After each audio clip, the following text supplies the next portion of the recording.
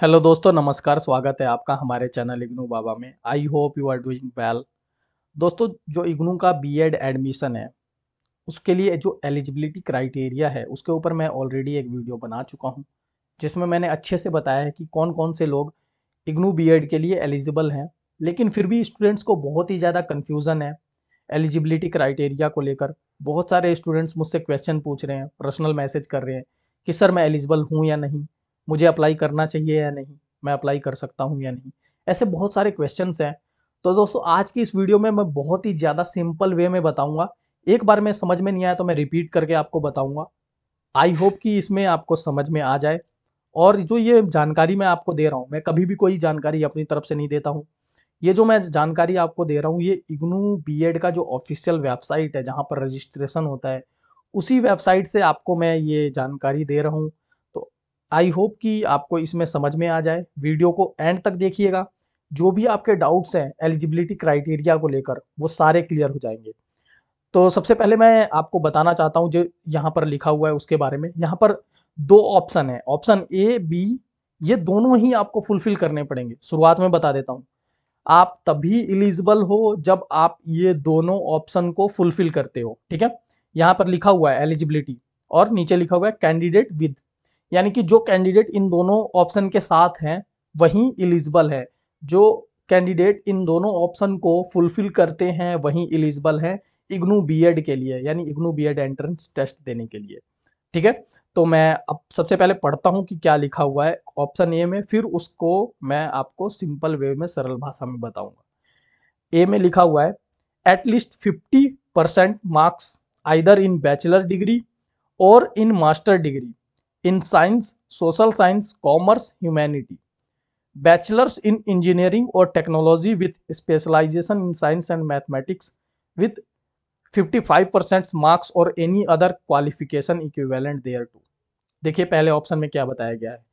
पहले ऑप्शन में यह बताया गया है कि या तो आपने बैचलर डिग्री कंप्लीट कर रखा है या मास्टर डिग्री कंप्लीट कर रखा है। ठीक है, दोनों में ही आपके कम से कम 50% मार्क्स होने चाहिए। कितने होने चाहिए? 50%। तो जिनके बैचलर में मतलब जो ग्रेजुएशन है और जो पोस्ट ग्रेजुएशन है, अगर कोई पोस्ट ग्रेजुएशन बेस पे एडमिशन लेना चाहता है, उसके 50% से कम मार्क्स हैं, तो उसके उसका मतलब फॉर्म फिल नहीं हो पाएगा, वो एंट्रेंस टेस्ट नहीं दे पाएगा। और मान लीजिए किसी के ग्रेजुएशन में 50% से कम आए तो वो भी एलिजिबल नहीं है। यानी 50% मार्क्स होने चाहिए आपके डिग्री में, यानी कि जो बैचलर डिग्री होगी और जो मास्टर डिग्री होगी दोनों में। ठीक है, मतलब ये मैटर नहीं करता आप साइंस से हैं, सोशल साइंस से हैं, कॉमर्स से हैं, ह्यूमैनिटीज किसी से भी हो, आपको 50% वाला मतलब जो क्राइटेरिया 50% मार्क्स वाला वो फुलफिल करना पड़ेगा।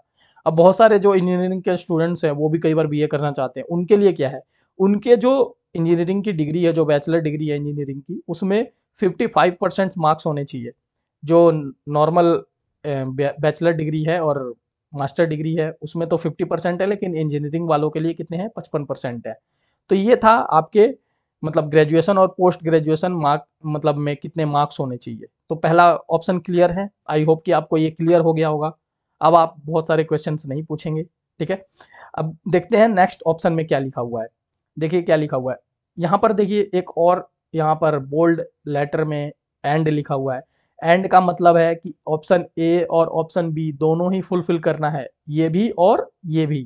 ठीक है, the following categories are eligible to be student of BEd ODL.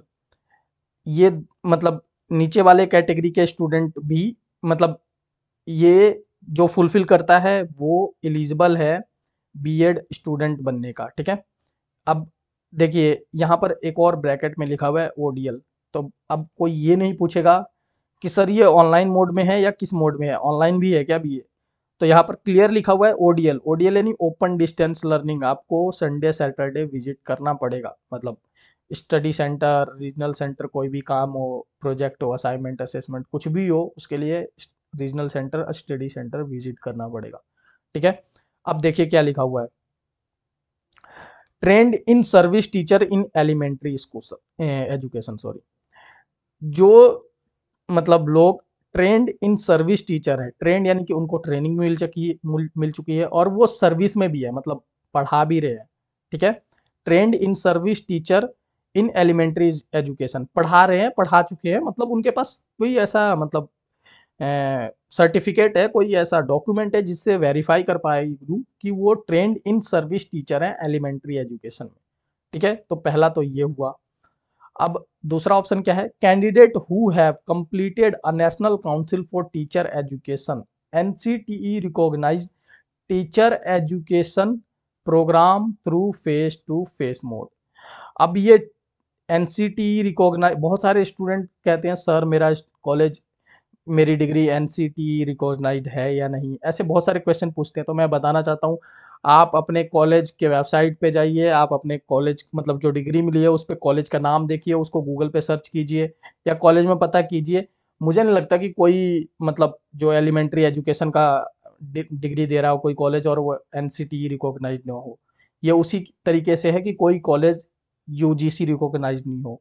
मतलब देश में जितने भी कॉलेज है, जितनी भी यूनिवर्सिटीज़ हैं, वो यूनिवर्सिटी ग्रांट कमीशन द्वारा रिकॉग्नाइज होती हैं, यूजीसी द्वारा रिकॉग्नाइज होती हैं, मतलब तभी उनकी डिग्री की वैल्यू होती है, मान्यता होती है। तो उसी तरीके से ये है, मतलब कोई भी एजुकेशन डिप्लोमा देने वाला कॉलेज है वो एनसीटी रिकॉग्नाइज्ड होता ही है। अगर आपको कंफ्यूजन है कि आपका कॉलेज एनसीटी रिकॉग्नाइज्ड नहीं है तो आप जाके अपने कॉलेज में पता कीजिए या कॉलेज के वेबसाइट पे देखिए, बड़े बड़े अक्षरों में लिखा होता है एनसीटी रिकॉग्नाइज्ड, सब लिखते हैं।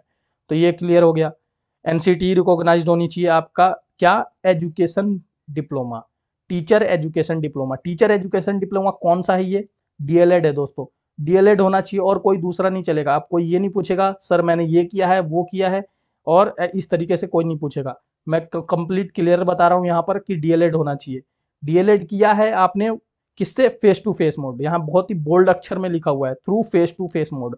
फेस टू फेस मोड का क्या है, रेगुलर, जैसे नॉर्मल हम बचपन में पढ़ने जाते थे या रेगुलर क्लासेस जो होती है रोज जाना पड़ता है, टीचर से मिलते हैं, तो वैसे ही आपका डीएलएड रेगुलर होना चाहिए।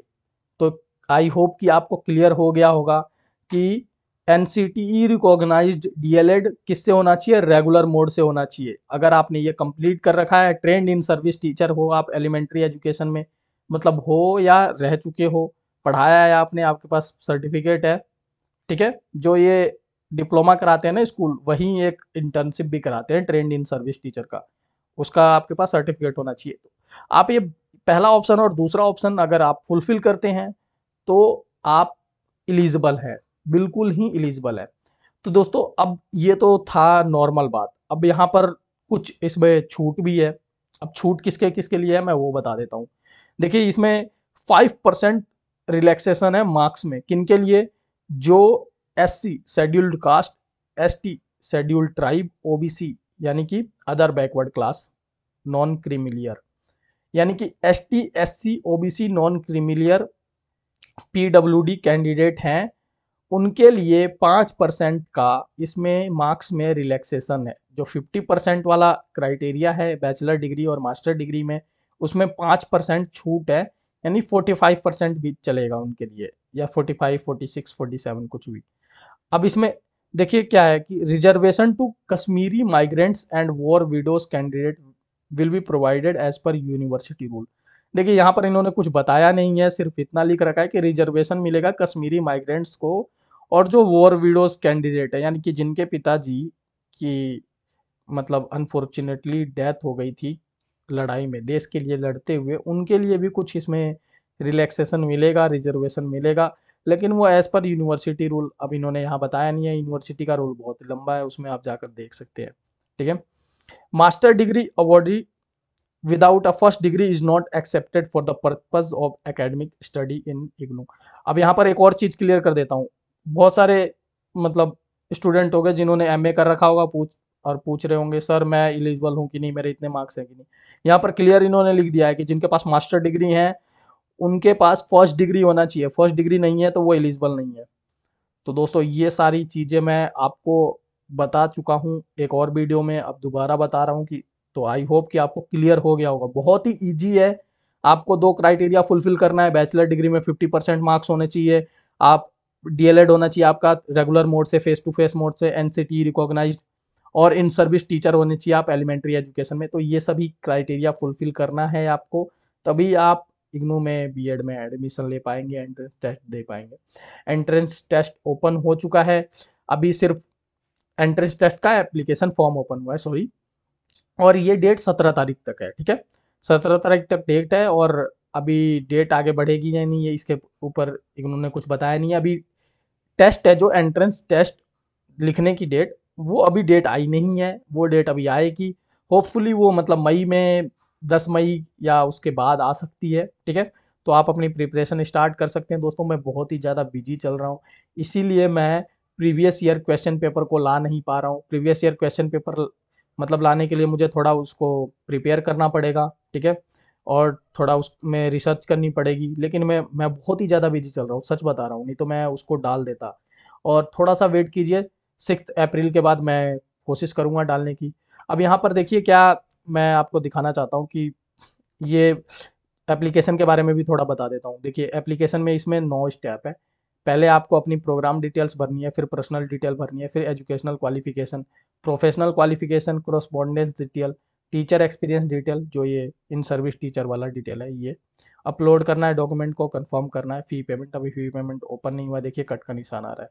देखिए दोस्तों मैं ऑलरेडी इस पे भी वीडियो बना चुका हूँ कि कैसे फॉर्म को फिल करना है, लेकिन कई सारे स्टूडेंट कह रहे हैं कि सर आपने मतलब इतने कम स्टेप क्यों दिखाया है। तो मैंने ये एक डेमो वीडियो बनाया था और एप्लीकेशन फिल करने का, और ये कोई जेन्युइन मतलब फॉर्म नहीं फिल किया था मैंने, एक डेमो फॉर्म फिल किया था। तो अब मैं उतना ही डिटेल भर सकता हूँ जो सिंपली कोई भी भर सकता है, बिना किसी मतलब फिक्स उसके फिक्स एजुकेशन क्वालिफिकेशन के। तो मेरे पास कोई एजुकेशन क्वालिफिकेशन है नहीं ऐसी कि मैं इग्नू का ये अप्लाई कर सकूं, तो इसीलिए मैं अप्लाई नहीं कर पा रहा था। तो मैंने वही स्टेप तक किया है जहां तक पॉसिबल था। तो आई होप दोस्तों कि आपको बहुत सारी चीज़ें क्लियर हो गई होंगी। वीडियो अच्छी लगी हो तो इसे लाइक कीजिए, हमारे चैनल को सब्सक्राइब कीजिए, और वीडियो को शेयर कीजिए ताकि ज़्यादा से ज़्यादा लोगों तक ये जानकारी पहुंच सके और उनको भी हेल्प हो। Thank you very much.